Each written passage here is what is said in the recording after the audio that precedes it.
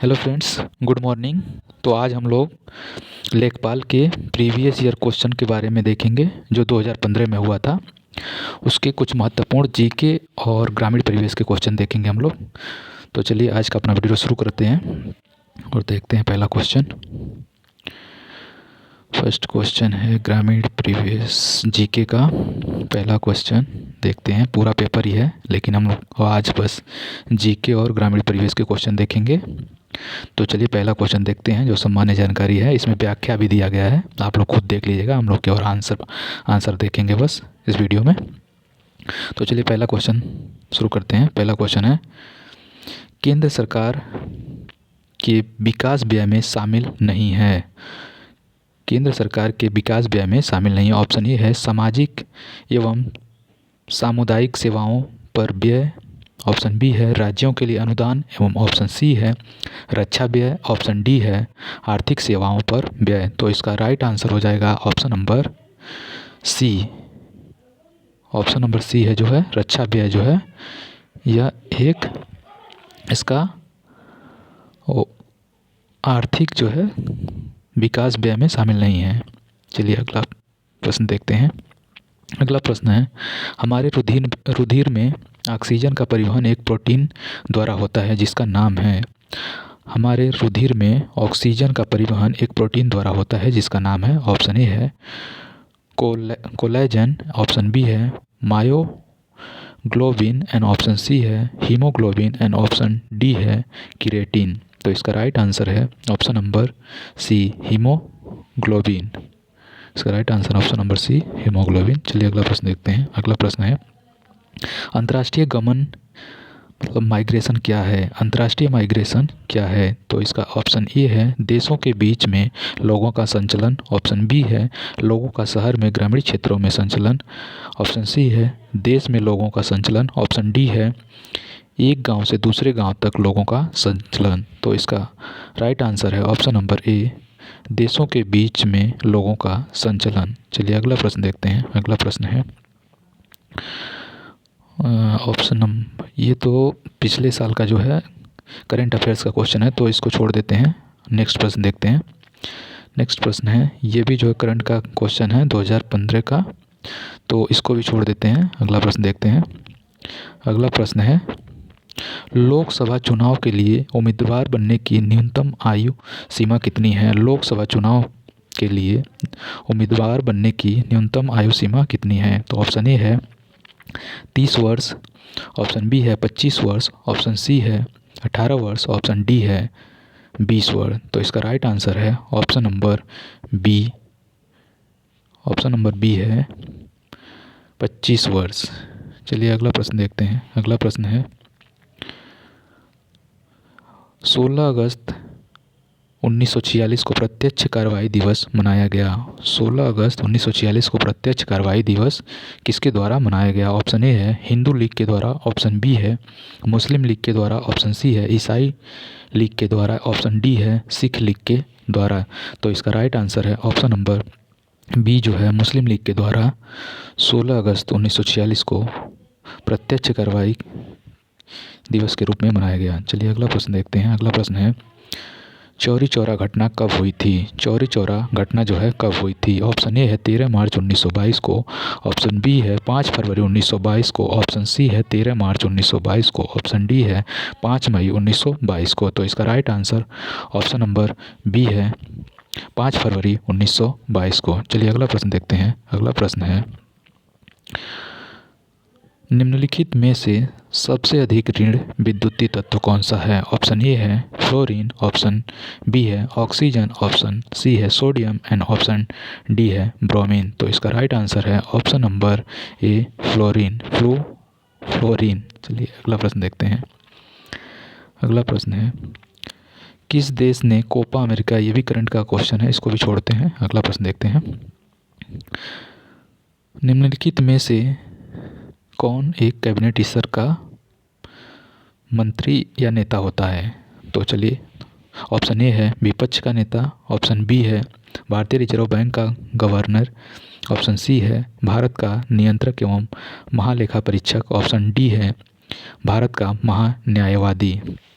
तो इसका right answer है ऑप्शन नंबर ए, विपक्ष का नेता एक कैबिनेट स्तर का मंत्री होता है। चलिए अगला प्रश्न देखते हैं। अगला प्रश्न है, प्रायद्वीपीय भारत का दक्षिणी छोर कन्याकुमारी से स्थित है। मतलब कन्याकुमारी जो है कहाँ पर स्थित है?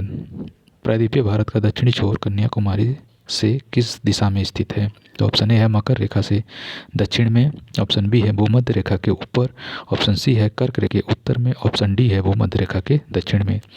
तो इसका राइट आंसर है ऑप्शन नंबर बी, भूमध्य रेखा के उत्तर में। चलिए अगला प्रश्न देखते हैं। अगला प्रश्न है, वो कौन सा स्थान है जहां अंतिम मुगल सम्राट बहादुर शाह जफर की मृत्यु हुई थी? तो इसका ऑप्शन नंबर ए है रंगून, ऑप्शन बी है ग्वालियर, ऑप्शन सी है आगरा एंड ऑप्शन डी है दिल्ली। तो इसका राइट आंसर है ऑप्शन नंबर ए, रंगून, जो कि म्यांमार में है। चलिए अगला प्रश्न देखते हैं। अगला प्रश्न है, सविनय अवज्ञा आंदोलन का मुख्य उद्देश्य क्या था? सविनय अवज्ञा आंदोलन का मुख्य उद्देश्य क्या था? तो ऑप्शन ए है अगस्त कथन के विरुद्ध, ऑप्शन बी है गोलमेज सम्मेलन के विरुद्ध, ऑप्शन सी है विंस्टन चर्चिल का प्रतिक्रियावादी उपागमन, ऑप्शन डी है नमक कर के विरुद्ध। तो इसका राइट आंसर है ऑप्शन नंबर डी, नमक कर के विरुद्ध। चलिए अगला प्रश्न देखते हैं। अगला प्रश्न है, भारत की उच्चतम वार्षिक वर्षा कहाँ पर दर्ज की गई है? भारत की उच्चतम वार्षिक वर्षा कहाँ पर दर्ज की गई है? तो ऑप्शन ए है नामची सिक्किम, ऑप्शन बी है चूरू राजस्थान, ऑप्शन सी है मानिसराम मेघालय, ऑप्शन डी है चंबा हिमाचल प्रदेश। तो इसका राइट आंसर है ऑप्शन नंबर सी, मानिसराम मेघालय। चलिए अगला प्रश्न देखते हैं। अगला प्रश्न है, एनपीपी से क्या अभिप्राय है? तो इसका फुल फॉर्म पूछ रखा है, एनपीपी से क्या अभिप्राय है? तो ऑप्शन ए है national pollution policy, option B है national pollution production, option C है national pollution program, option D है नेशनल पॉपुलेशन प्रोजेक्ट। तो इसका राइट आंसर है option number A, national population policy. इसका राइट आंसर है option number A, national population policy. चलिए अगला प्रश्न देखते हैं।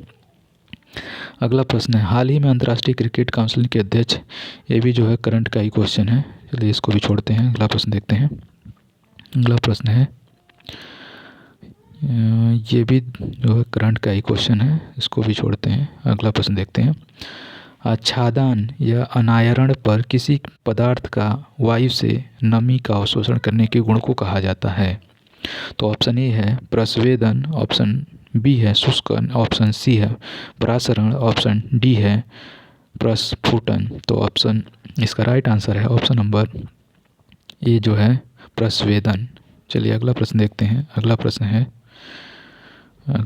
है हमारा, दालें जो हैं किसका अच्छा स्रोत होती हैं? दालें किसकी अच्छा स्रोत होती हैं? तो ऑप्शन ए है प्रोटीनों का, ऑप्शन बी है विटामिनों का, ऑप्शन सी है कार्बोहाइड्रेट का, ऑप्शन डी है वसाओं का। तो इसका राइट आंसर है ऑप्शन नंबर ए, प्रोटीनों का। दालें जो हैं प्रोटीनों का सबसे अच्छा स्रोत होती हैं। चलिए अगला प्रश्न देखते हैं। अगला प्रश्न है, मथुरा, डिगबोई और पानीपत में परिष्करणशालाएँ किसके द्वारा स्थापित की गई हैं? तो ऑप्शन ए है भारत पेट्रोलियम कॉरपोरेशन लिमिटेड के द्वारा, ऑप्शन बी है मद्रास रिफाइनरीज लिमिटेड के क्रूड डिस्टिलेशन यूनिट द्वारा, ऑप्शन सी है यूनियन ऑयल कॉरपोरेशन लिमिटेड के द्वारा, ऑप्शन डी है हिंदुस्तान पेट्रोलियम कॉरपोरेशन लिमिटेड के द्वारा। तो इसका राइट आंसर है option number C, Indian Oil Corporation Limited के द्वारा। चलिए अगला प्रश्न देखते हैं। अगला प्रश्न है, निम्नलिखित में से किसको संविधान की आत्मा के रूप में माना गया है?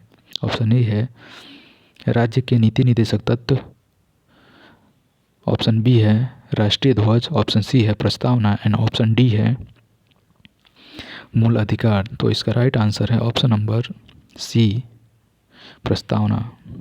चलिए अगला प्रश्न देखते हैं। राइट आंसर है इसका सी, प्रस्तावना। अगला प्रश्न देखते हैं।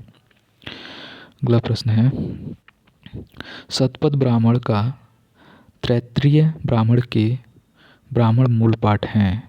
तो इसका ऑप्शन ए है सामवेद, ऑप्शन बी है अर्थवेद, ऑप्शन सी है ऋग्वेद एंड ऑप्शन डी है यजुर्वेद। तो इसका राइट आंसर है ऑप्शन नंबर डी यजुर्वेद। चलिए अगला प्रश्न देखते हैं। अगला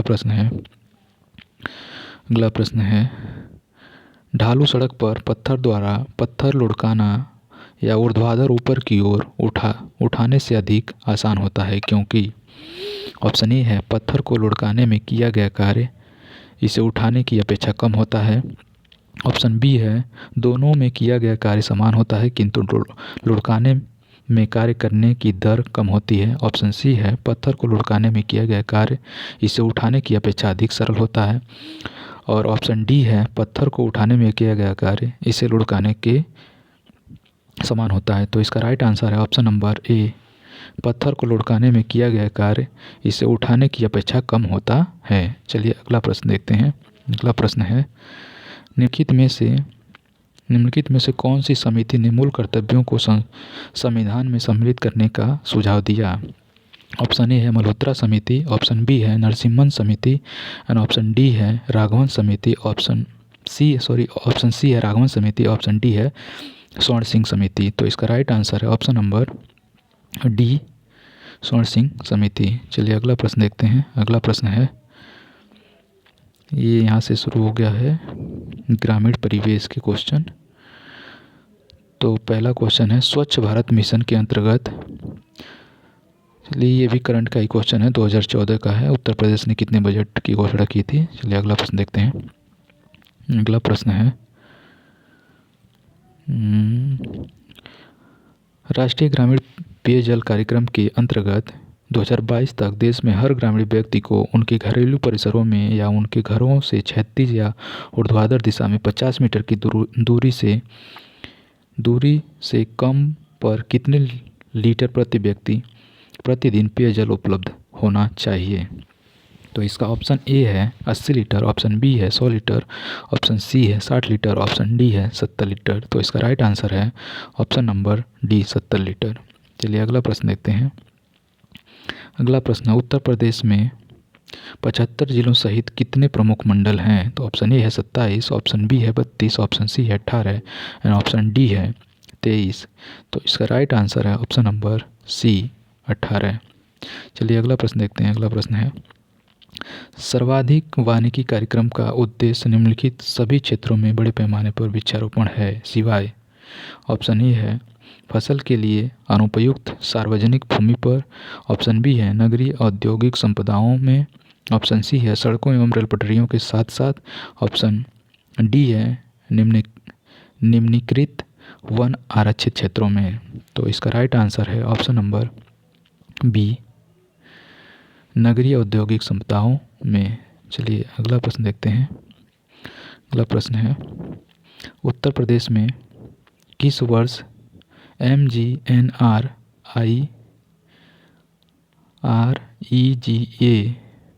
प्रारंभ किया गया को बोलते हैं मनरेगा।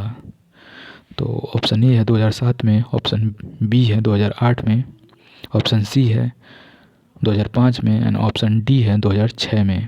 तो इसका राइट आंसर है ऑप्शन नंबर डी 2006। तो यहाँ पे ग्रामीण परिवेश और जीके के जो प्रश्न थे वो समाप्त हुए। जो इसके शेष प्रश्न बच गए हैं उसको हम कल देखेंगे। चलिए अगर वीडियो अच्छा लगे तो लाइक शेयर एंड चैनल को सब्सक्राइब करिएगा। Thank you.